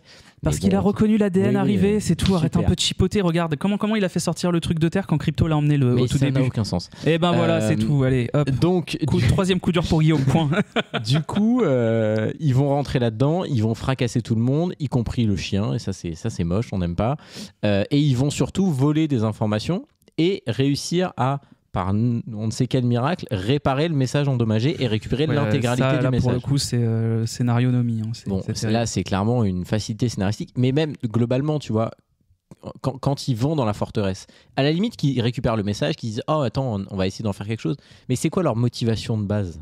Alors, est-ce qu'en fait, on nous dit pas ce qu'ils vont chercher au début ? C'est-à-dire qu'eux-mêmes, ils y vont, mais ils savent pas si ils le disent. Ils disent qu'ils veulent chercher quelque chose pour pouvoir détruire ou pour pouvoir, justement, pour pouvoir faciliter l'acceptation du gouvernement à à calmer Superman et à le mettre de côté. Et il se dit, le meilleur moyen de trouver quelque chose, c'est encore là où il se réfugie. Oui, mais du coup, qu'est-ce qui leur fait dire « Ah bah attends, le message des parents, il est pas complet ?» Enfin, je veux dire, la proba que le message des parents soit celui qu'il trouve, elle est inexistante. C'est le seul message qu'il a, de toute façon. Je suis d'accord, mais tu vois, on imagine qu'il y a plein de données sur Superman là-dedans. Il a une espèce d'ordinateur un peu futuriste. En fait, il récupère rien d'autre, quoi. Bon, c'est pas grave, c'est une parenthèse, mais encore une fois, c'est un peu facile, mais voilà. Oui, donc c'est assez facile. Maintenant, bon, c'est le genre de truc que tu acceptes. Hein. Mais totalement. Et donc, ils vont récupérer ce message, et en fait, la fin du message, elle est pas du tout dans le sens que l'a interprété Superman. Clairement pas. Ouais. Parce qu'en gros, ils lui disent t'es plus fort qu'eux, ils sont faibles, ils sont pas intelligents, donc s'ils se soumettent pas à toi, ils sont pas d'accord, tu peux les massacrer, et en gros, c'est toi qui vas prendre le pouvoir. Quoi. Et tu pourras avoir plein de femmes voilà. pour pouvoir procréer. Voilà, c'est ça. Et donc, du coup, ils se servent de ce message, et qu'est-ce qu'ils font ? Ils le diffusent partout, dans les médias, sur les réseaux sociaux, et là, d'un seul coup, Superman passe du statut de super-héros adulé par la foule au mec que tout le monde déteste. Et ça, pour le coup, c'est vraiment cool, moi je trouve, parce que d'abord, ça met le héros dans une position délicate. Et moi, je trouve que c'est une manière intelligente d'attaquer Superman, puisque sur le plan physique, a priori, tu peux pas, mais tu y arrives là, sur le plan, j'allais dire mental, et sur le plan de l'image. Et surtout, c'est un vrai bon parallèle avec la société. Enfin, je veux dire, ça marche, c'est très très réel, en fait, ce truc-là. Oui, carrément. C'est encore une fois, moi je te dis, je trouve que le film n'a pas besoin de kryptonite. Ce qu'il fait, c'est justifier et ça marche bien. Tu l'as dit, c'est le meilleur moyen de détruire Superman, c'est de détruire son image auprès des gens pour justement lui faire perdre toute la confiance qu'il a en lui. D'ailleurs, encore une fois, on parlait de personnalité de Superman. Depuis le début du film, on nous montre quand même un personnage qui a confiance en lui, quoi, mais qui est presque imbu de sa personne, ce qui est un peu bizarre, moi je trouve, pour un Superman. Superman, il est quand même plutôt humble, etc. Et là, il est vraiment... il est choqué de la suite du message, mais il se comporte un peu... En tout cas, il a un début de comportement qui est un peu comme le message de ses parents le suggère, finalement. Et ce truc-là, en plus, il arrive en addition d'une scène qu'on n'a pas encore évoquée, qui a eu lieu un peu avant. C'est qu'à un moment, on a dit qu'il s'interviewait tout seul, et donc Lois Lane va lui demander d'interviewer Superman. Et elle fait un vrai boulot journalistique. D'ailleurs, il se moque en l'appelant prix Pulitzer. Et en fait, elle le met face à ses contradictions, notamment au regard du droit américain et du droit international. Et en fait, elle questionne son engagement. Et ils vont avoir une dispute à ce moment-là, d'ailleurs, ce qui va provoquer le fait qu'elle va dire « ça marchera jamais entre nous, évidemment ». Mais non, mais franchement, tu vas pas me dire que c'est pas trop. Ça fait que 3 mois qu'ils sont ensemble à ce moment-là, laisse-les tranquilles. Oh là là. Il n'empêche que cette scène, pour le coup de l'interview, elle montre exactement ce que tu as dit tout à l'heure. Ah oui, bien sûr. C'est-à-dire que Superman, il est imbu de lui-même, et elle le met face à ses propres contradictions. Moi, j'ai trouvé la scène super. Hein, la scène est bien, il y a un bon build-up, ça monte au fur et à mesure, il y a une bonne mise en tension. L'humour est bien dosé pour le coup, ça marche vraiment très bien. Exactement, notamment quand elle lui cite les hashtags sur Twitter qui sont oui, voilà, et il fait t'avais promis de jamais en parler ou un truc comme ça. Il y a quoi, Super Shit ou je sais pas quoi. Alors en VO je sais plus trop, mais si je me souviens du sous-titre, je crois il y a Super Singe ou un truc comme ça. Ouais, il y a Super Singe et Super à chier, je crois. C'est ça, Super à chier. Donc du coup, quand le message arrive, forcément, il y a déjà une partie des gens qui étaient contre lui, et tout le monde va se retourner contre lui, y compris les médias, y compris la classe politique. Et donc là, d'un coup, Luthor se retrouve en position de force parce que on va comprendre un peu après qu'il a le droit de le tuer. On va lui donner ce droit-là. Et Superman, il est assez intelligent parce que lui, il se dit... après avoir bu un chocolat chaud avec Lois Lane, je vais aller me rendre. Excuse-moi, la façon dont tu prépares le truc. Bien sûr, on est toujours dans la bonne foi. Après être allé se faire border par Lois, bu un petit chocolat chaud, il fait une petite sieste. Voilà, je fais une parenthèse. La scène du chocolat chaud, au-delà du fait que il y a quand même un plan où ils se prennent dans les bras à la fin, et le plan il est bien foutu parce que sur le plan large, on se rend compte que quand il l'a prise contre elle, elle est genre à 80 cm du sol tellement elle est petite par rapport à lui, et le plan est un peu mignon. Le plan est beau aussi avec les lumières derrière. Exactement. Il y a un vrai travail quand même. On l'a dit, je pense, mais esthétiquement, le film il est quand même réussi. Il est très lumineux, très sympa. On passe. Pour les yeux, en tout cas, c'est un spectacle vraiment agréable de ce point de vue-là. Donc, il décide d'aller se rendre. Et en fait, quand il se rend, plutôt que de le mettre dans une prison, ce qui servirait pas à grand-chose, il va se retrouver dans un truc qu'on va nous présenter qui s'appelle le Pocket Universe. L'univers de poche. Voilà. Et en gros, il se trouve que Luthor a développé une techno qu'on nous a présentée vite fait avec le président de Boravia, là, un peu plus tôt, qui permet de passer dans un trou noir. Oui, c'est des portails interdimensionnels, en fait. Hein. Voilà. Alors, c'est un peu même plus que ça parce que ils vont passer dans un... Moi, j'ai pas le sentiment que c'est une autre dimension. C'est vraiment un trou noir dans lequel il a une infrastructure, mais de laquelle parfois il la traverse pour aller à un autre endroit de notre monde à nous. Donc en gros, imaginez le principe d'un trou noir, c'est vous prenez une feuille de papier, vous la pliez en deux et vous faites un trou au milieu. Bah, ça permet de passer à travers des endroits qui sont très éloignés d'une feuille et les rapprocher. Comment tu sais ça? Bah, j'ai eu un bon prof. Ça me dit quelque chose. Qui s'appelle Mathieu. T'as vu ça où? Attends. Merci Mathieu. Attends, quoi déjà? Je sais. Mais... Attends, mais t'as lu un livre? Ouais, j'ai lu un livre incroyable. J'ai le script à la maison. Voilà. C'est pas du tout dans Interstellar, je vois pas de quoi parler. Et non, mais du coup, je trouve que ça, c'est plutôt cool. Et donc, on l'emmène là-dedans. Et moi, j'adore la DA de ce truc. C'est-à-dire qu'il rentre là-dedans, on l'emmène sur un espèce de pas d'ascenseur, mais de plateforme volante, machin. Et il est accompagné d'un type qui dit pas grand chose mais qui est là, qui est aussi dans cette espèce de prison de verre. Évidemment Luthor l'emmène et en gros il lui dit je t'ai fait venir ce gars là qui est un martien parce que en fait il est capable de reproduire n'importe quelle matière, et donc évidemment il va lui dire kryptonite, et là l'autre se retrouve en PLS pour la 76e fois du film. Et oui, mais là c'est grâce à la kryptonite, c'est justifié, donc ça passe. Là je suis d'accord. Mais du coup il se retrouve enfermé, et moi j'ai bien aimé ce truc là. Je trouve que c'est sympa parce qu'en fait c'est vrai qu'on passe un peu vite, mais c'est un peu le jeu aussi, mais au moment où il va se rendre, il va dans les bureaux de Luthor et il est fou furieux parce qu'il n'y a plus le chien, et c'est le seul truc qui l'intéresse, donc il pète un plomb sur le chien, et il lui fait une Jack Bauer, mais pas où est la bombe, où est le chien, Et la petite amie de Lex Luthor, qui a la fâcheuse tendance de tout filmer et prendre en selfie, filme ce truc là, ce qui fait que Superman est encore plus détesté. Et donc là on dit ok, il a le droit d'aller dans cette prison un peu chelou. Alors dans cette prison il y a tout le monde, il y a Lex de Lex Luthor, c'est le cas de le dire, et puis il y a sur les plans larges, je sais pas toi, moi j'ai essayé d'identifier les gens qu'on c'est trop connaîtrait. sombre, on voit rien. Mais franchement on voit pas grand chose. Il y a quand même le personnage qui est dans la cellule d'à côté, qui est une femme qui est donc son ex, la blogueuse. Mais c'est la seule qu'on nous présente, et je suis à peu près sûr qu'il y a des références cachées là-dedans, mais on n'a pas le temps de les voir, ça passe un peu vite. Mais moi j'ai bien aimé cette DA. Je sais pas ce que t'en as pensé, moi je trouve qu'elle est très cool cette prison. Oui. Alors après moi je suis un peu mitigé quand même sur ça, parce que je trouve qu'il n'y a pas assez de lumière. Bon, c'est le but du jeu en même temps, hein. C'est comme tu l'as dit, c'est dans un espèce de mini trou noir, en tout cas dans un endroit hors du temps, dans l'espace on dirait. Et du coup c'est justifié, mais comme tu vois, on t'aurait pu chercher des références mais avec le peu de choses qu'on connaît, mais là on peut pas parce qu'au final on voit rien. Après elle est très stylée, t'as l'impression de voir une grille de tic-tac-toe infinie, et c'est assez drôle. Et puis c'est là qu'en fait, c'est dans cette espèce d'univers de poche que Lex en fait prépare tous ses plans machiavéliques.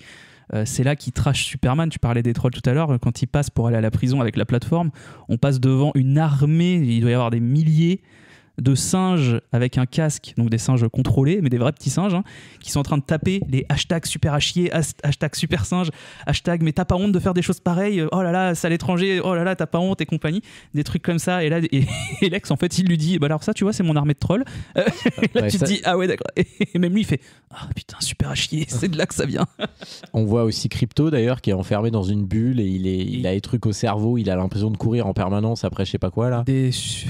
Des super écureuils. Ah bah super, voilà. Donc comment tu fais pour tenir un super chien en laisse? Tu lui fais croire qu'il court après tes super écureuils. C'est mot pour mot ce qui nous est dit, je n'invente rien. Ah mais c'est une belle explication. Alors du coup il se retrouve enfermé avec un martien. Là moi je me suis posé une question, parce que je connais pas suffisamment l'univers de Justice League. Est-ce que ce mec là est amené à être Martian Manhunter? Pas du tout, c'est Métamorpho là. Ok, bon, très bien, bah voilà, vous voyez mon inculture crasse. Non, moi j'entends Martien. C'est pas ça, non, c'est effectivement. Oui, bah on entend Martien. Bah oui, moi je pense à lui tout de suite. Mais une Justice League en dessin animé, voilà. Absolument. Mais non, et puis même Justice League en général. C'est vrai. Non, c'est bien Métamorpho. Ok, donc du coup il se retrouve avec lui, et en fait on comprend que ce mec là, il travaille pour Luthor, enfin il est sous les ordres de Luthor si j'ose dire, parce que son gamin à lui est aussi emprisonné dans cette prison. Il est pris en otage en fait, tout à fait. Mais alors Métamorpho n'est pas un martien, c'est un homme qui a eu un accident avec son pays. Là tu vois, je lis son origin story, c'est un aventurier machin. Et on est d'accord qu'il emploie le mot martien. Moi j'ai pas le souvenir qu'il emploie le mot martien. Bon bah voilà. Mais encore non, mais c'est pas pour te contrer ou quoi, c'est juste là pour le coup je te laisse le bénéfice du doute, j'ai pas le souvenir. Bon, bah, voyez le film, vous nous direz en commentaire. Absolument. Ils ont rien compris au film, cette bande de nazes. C'est clair. Hashtag donc, super à chier. Et donc, du coup, Superman, il va se servir de ça et en gros lui dire, mais si t'arrêtes avec ta kryptonite, moi j'ai la force, je peux traverser le truc, je peux libérer ton gosse et on se casse de là, quoi. Donc ça va durer un certain temps avant qu'il arrive à le convaincre, ça va être un des enjeux, mais il va ouvrir cette porte-là. Et en parallèle, on a Lois Lane qui, elle, s'inquiète pour Superman quand même. C'est la seule qui s'inquiète. Les autres mecs avec qui il a travaillé s'en foutent un peu. Personne ne se pose la question de savoir où est Clark aussi, tu remarqueras. Exactement. Ça, comme toujours, on se pose jamais la question. Voilà, c'est quand même assez impressionnant. Et donc, du coup, elle va au QG de Green Lantern et des deux autres là, pour essayer de les convaincre. Et là, on va le dire, la scène pour moi la plus drôle du film, puisque elle essaye de les convaincre. Alors déjà, Green Lantern, il essaye dans un premier temps. Exact. Et en fait, il lui dit, au fur et à mesure des phrases, il lui donne l'identité de Superman, alors qu'il ne sait pas qu'elle sait.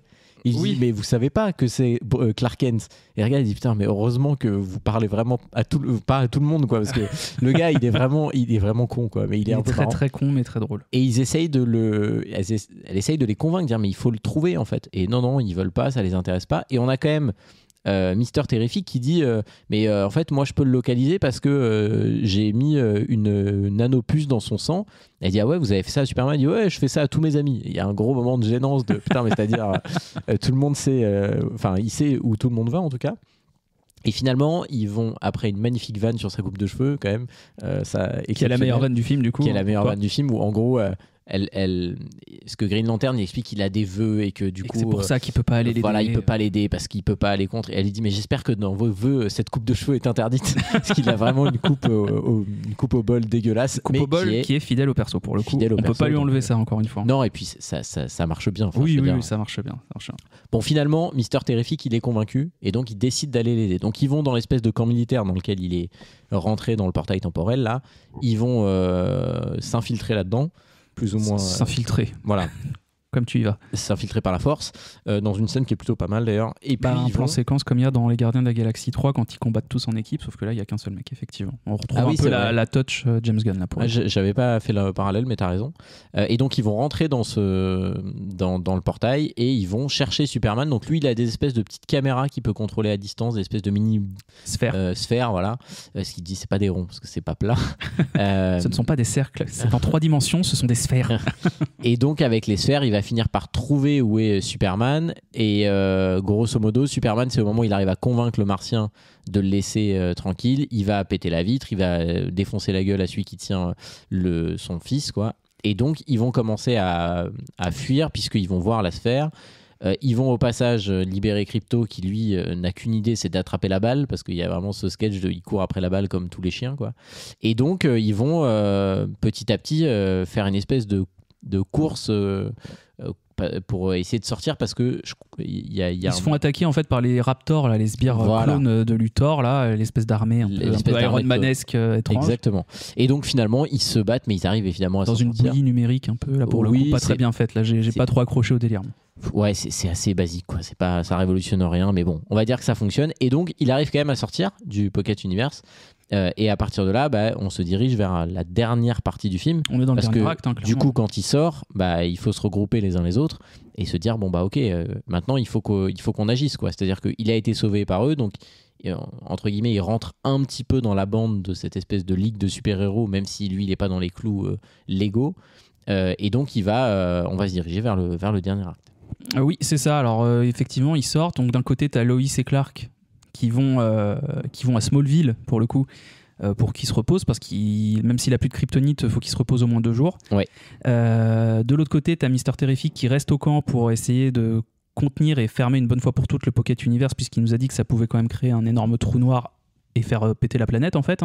Exactement. Et de l'autre côté, en fait, la Justice Gang là, elle est un peu inexistante à ce moment-là, parce qu'il n'y a que Mister Terrific qui les aide.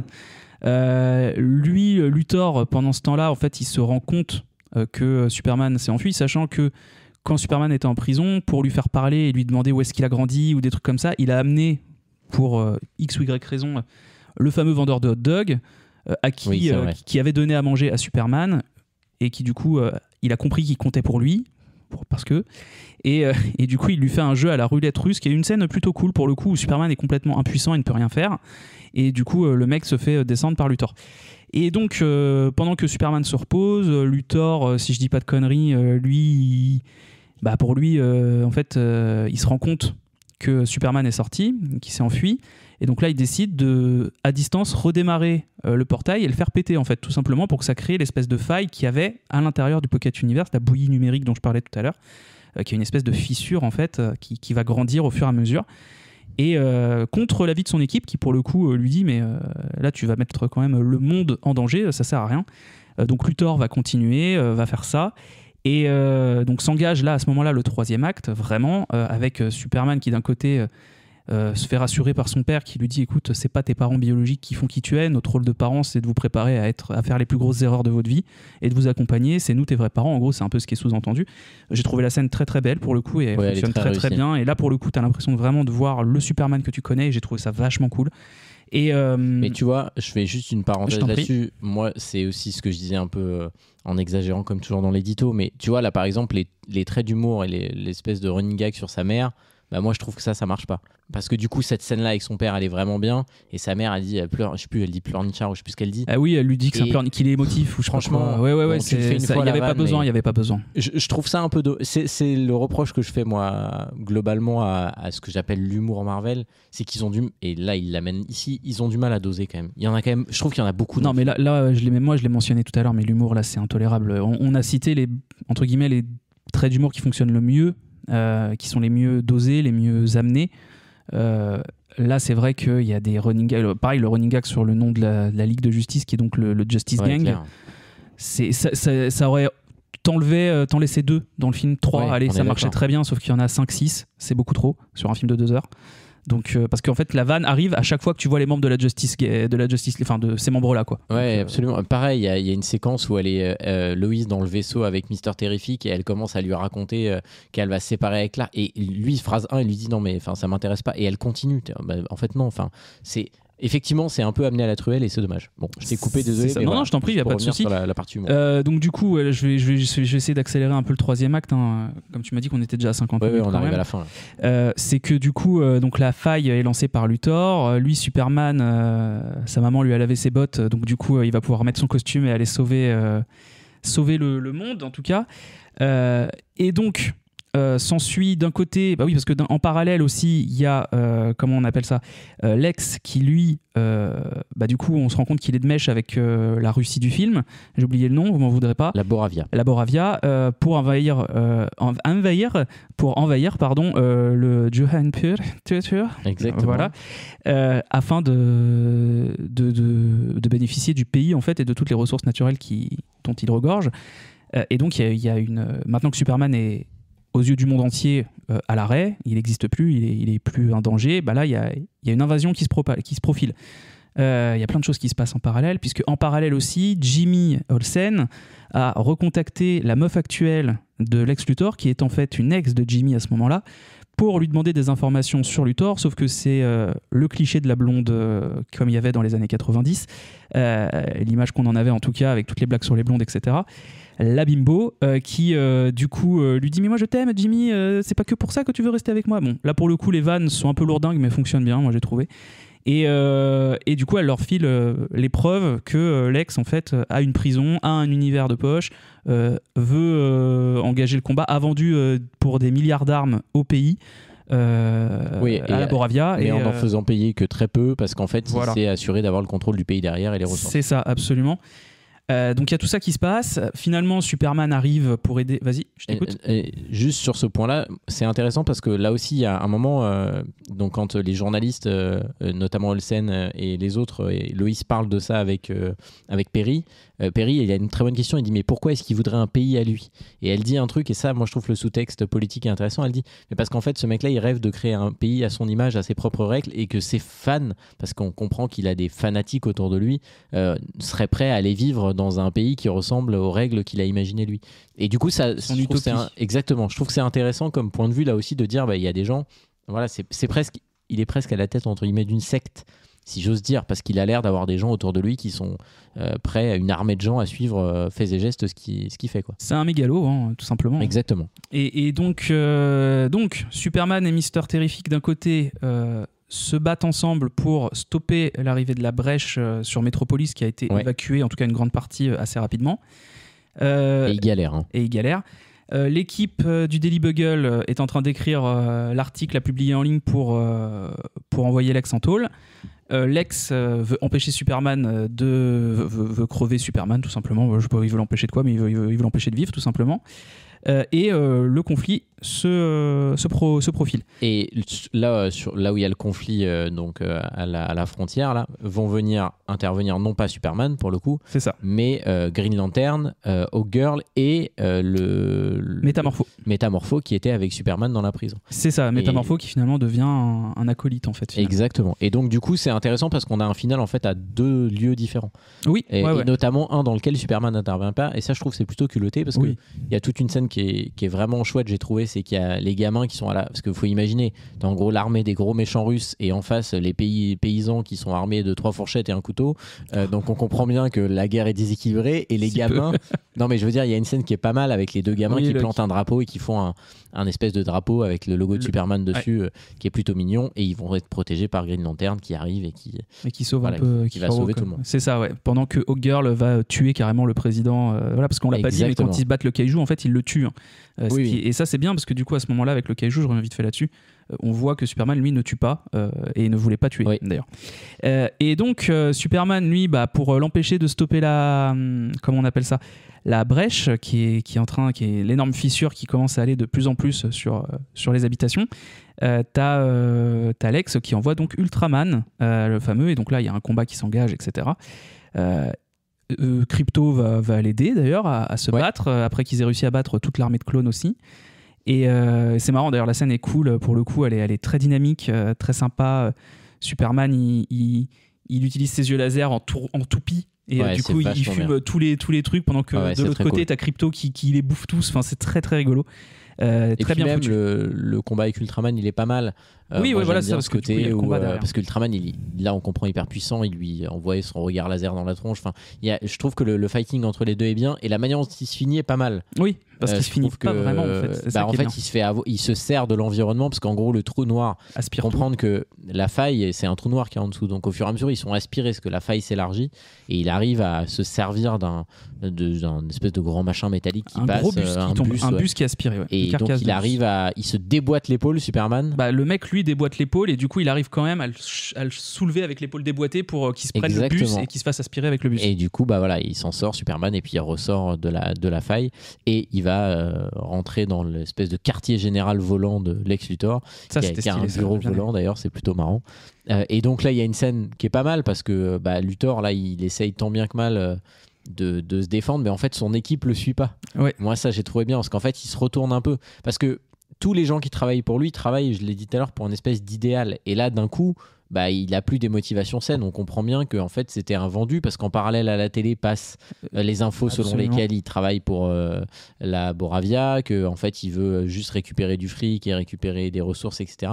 Donc tous les gens avec qui il travaillait, ils ont plus envie de bosser avec lui, et donc du coup ils vont même aider Superman à lui dire c'est sur cet ordinateur que tu vas pouvoir arrêter. C'est Monsieur Terrific qui va s'en occuper. À lui dire c'est là que vous allez pouvoir arrêter la faille. Et moi je trouve que c'est pas mal, parce que du coup là aussi ça donne un peu de corps à d'un seul coup en fait ça va très vite. Superman, on l'adore, puis on le haït, puis finalement on l'aime à nouveau et on l'aide, et ça je trouve que c'est plutôt bien retranscrit. Oui, c'est clair, ça marche vachement bien. Et puis moi j'ai bien aimé aussi le discours de Lex qui lui explique tout, on y reviendra, et qui lui dit pourquoi il l'aime pas. Là pour le coup j'ai trouvé qu'il était j'ai vraiment eu l'impression de voir un vrai méchant, un vrai méchant bien caractérisé, encore une fois. Donc finalement, Mister Terrific referme la brèche, Luthor va en prison, Crypto retourne avec sa vraie maîtresse, qui est en fait la cousine de Clark, la cousine de Kal-El, donc Kara.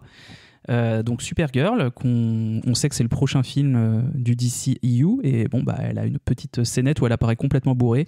Clairement, ouais. Voilà, parce qu'elle va se bourrer la gueule sur des planètes où il y a un soleil rouge, et c'est le seul soleil rouge qui permet aux Kryptoniens de se bourrer la gueule. Sinon, avec le soleil jaune, ils peuvent pas. Exactement. Donc voilà, et le film, évidemment, les retrouvailles après le combat entre Lois et Superman, qui vont dans un endroit qui a été vidé de toute population par la force du scénario et du problème qu'il y avait avec la brèche.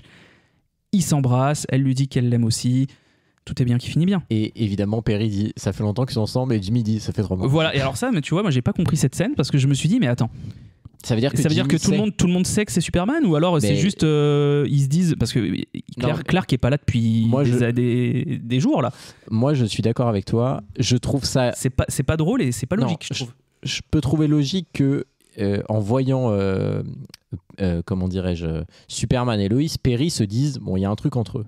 Mais ce qui est pas logique, c'est la réponse de Jimmy, parce que si Jimmy sait qu'elle sort depuis 3 mois avec Superman et que elle a fait quand même un gros sous-entendu au début sur le fait que c'est marrant, t'arrives à beaucoup interviewer Superman, c'est-à-dire que mécaniquement il sait qui c'est. Or c'est jamais dit dans le film et c'est jamais exploité parce que Jimmy parle pas de Superman, enfin je veux dire jamais on l'entend donner son avis dessus. Clairement oui, c'est vrai que là on est sur une interprétation de Jimmy Olsen qui est un peu moins fanboy de Superman qu'à l'accoutumée quoi. Mais moi je l'aime bien. Ah ouais, non mais ça marche très bien justement, cool, c'est un parti pris qui marche bien. Et on arrive, donc il y a une première scène post-générique qui n'est pas du tout une scène. Il y a juste un truc avant, c'est que quand il est dans la forteresse et qu'il retrouve sa cousine bourrée, là, il se fait soigner par le soleil et on lui demande est-ce que vous voulez voir le message de vos parents qui vous apaise, chose qu'il faisait toujours. Oui, c'est vrai. Et finalement, là, alors là, pour le coup, qu'est-ce que c'est moche.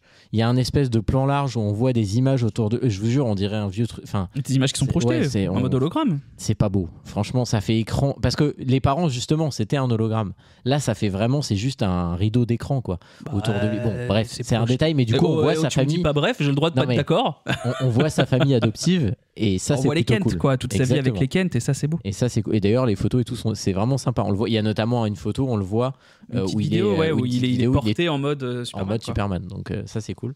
Et viennent. Et ça, je vais te laisser les raconter, les merveilleuses scènes post-génériques. Oui, donc voilà, les scènes post-génériques, elles sont au nombre de 2, ce qui est déjà énorme juste par principe. Et effectivement, elles sont ridiculement utiles, elles servent à rien du tout.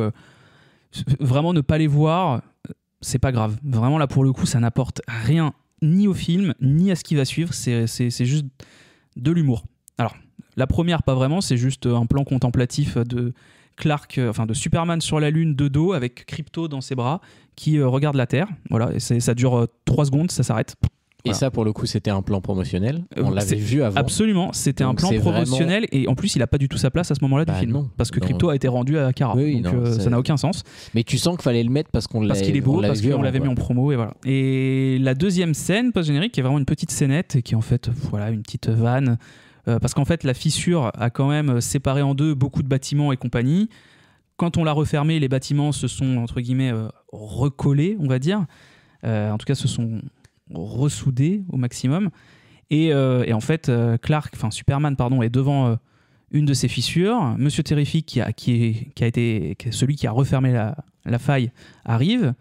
Il lui dit pourquoi tu regardes le mur? Superman lui dit il fait un petit regard en mode il y a rien qui te choque. Il fait quoi? Oui, il est le mur. Et il lui dit c'est pas droit quoi. Parce que du coup effectivement la fissure ressort un peu quoi. C'est pas bien remis forcément.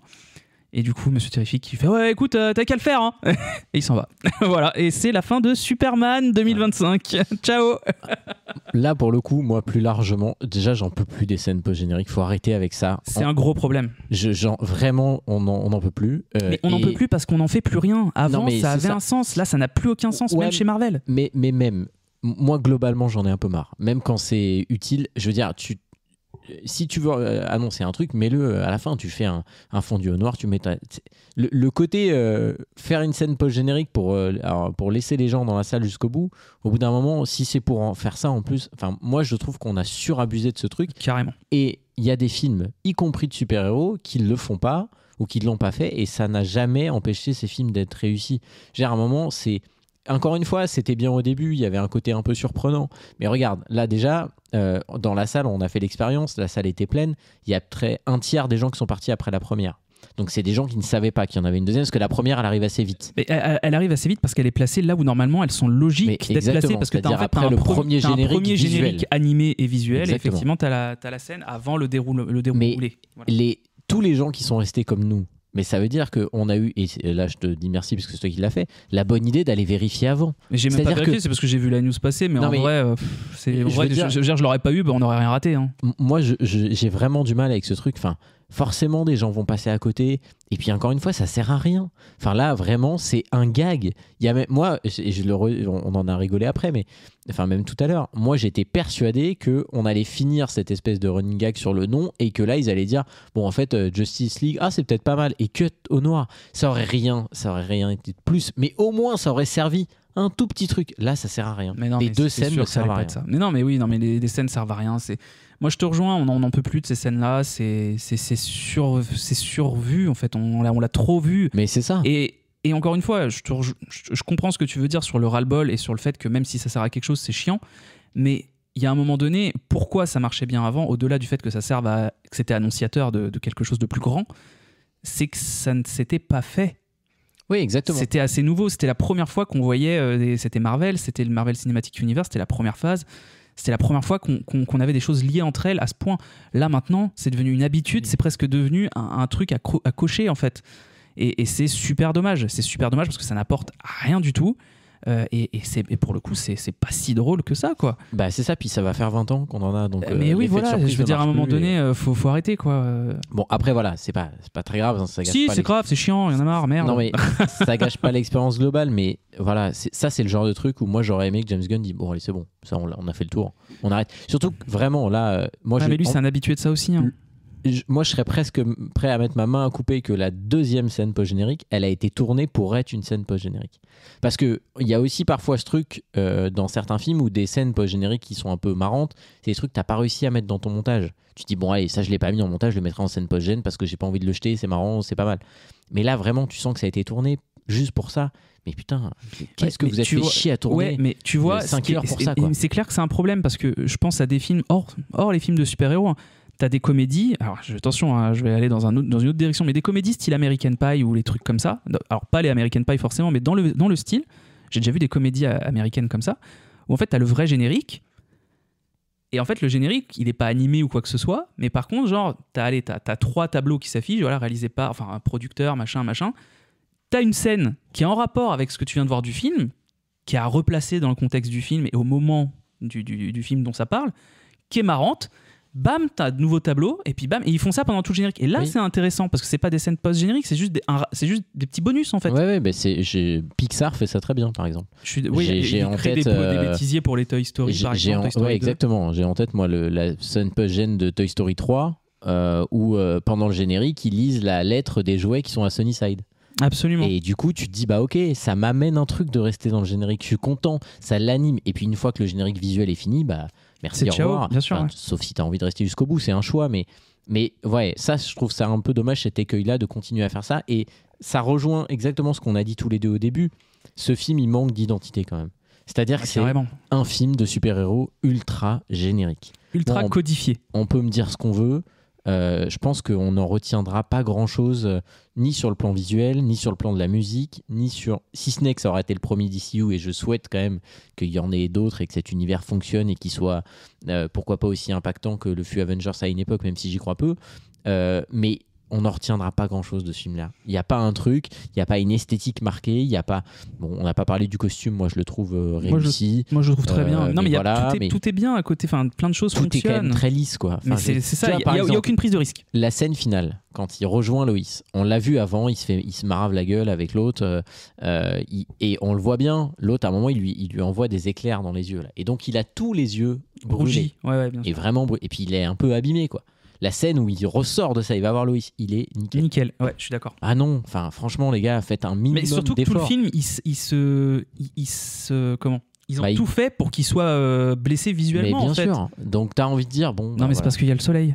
Oui, mais ok, mais enfin le soleil. Non, là je fais l'avocat du diable parce que vraiment, je trouve que ça marche pas. Mais après, je dis pas que c'est pardonnable dans ce film-là parce que c'est Superman. Superman, encore une fois, je le disais au début, pour moi, il n'y a pas plus lisse en termes de super-héros dans l'imaginaire collectif. Si tu connais pas les comics et certains pans des comics, t'as pas cette image friable du personnage. Parce que je parle beaucoup de Smallville, mais Smallville, c'est pas Superman, c'est Clark Kent. C'est Clark Kent qui apprend à devenir Superman. Donc ça reste différent. Là, c'est un super-héros qui est extrêmement lisse. Et tu te rends compte dans cette fameuse scène qu'il faut pas l'abîmer, quoi. Ouais, je suis d'accord. Et donc c'est dommage. Bon, bah voilà, en tout cas, ça, voilà. c'était le résumé encore un peu trop détaillé. Oui, parce que ça fait 1h30. Parce que ça fait 1h30, encore un peu trop détaillé de Superman. Mais voilà, bon. Vous avez compris qu'on a quand même essayé de changer un peu la formule. On va s'améliorer avec le temps. On rentrera peut-être moins dans le détail. Après, c'est aussi un film où il y avait pas mal de trucs à dire.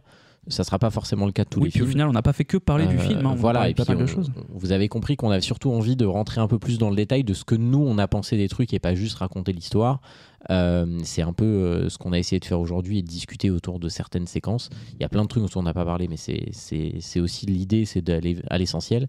Mais voilà, en tout cas, on espère que ça vous a plu, ce nouvel épisode, cette rentrée. Vous savez qu'il y a un générique de fin maintenant, c'est incroyable. Il y a un truc qu'on fera plus.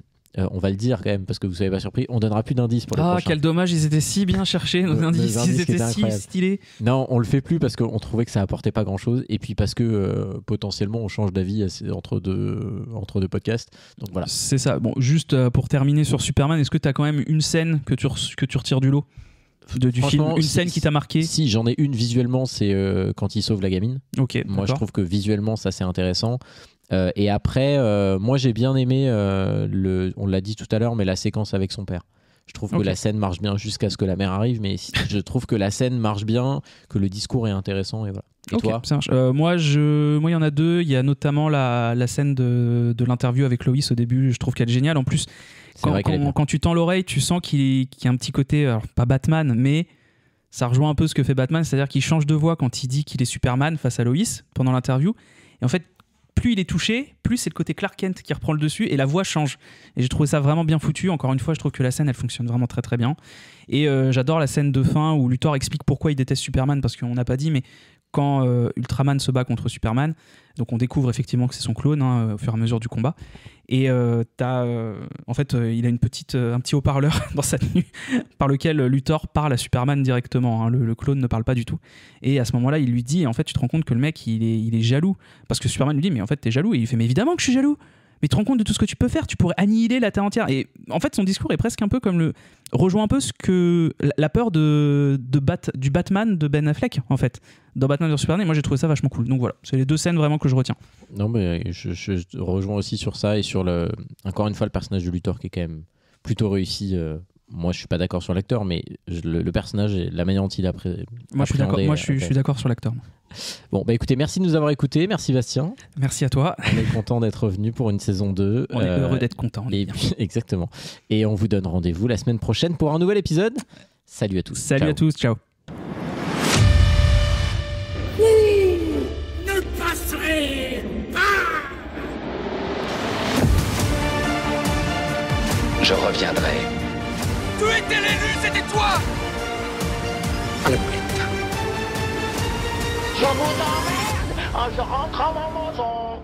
D'accord, faisons comme ça.